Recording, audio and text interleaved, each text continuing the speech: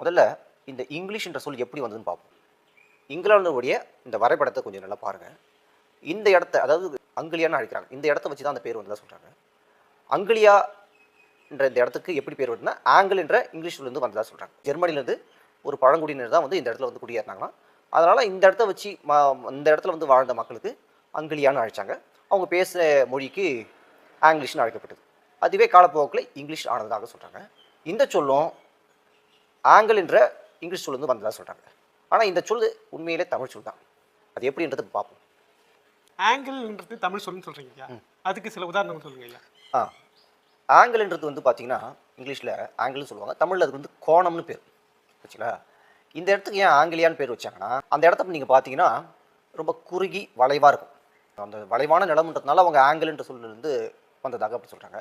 ஆனால் ஆங்கிள் என்ற சொல் எப்படி வருதுன்னா, அது உண்மையிலே தமிழ் சொல்லிருந்து தான் வருது. தமிழில் வந்து அங்கு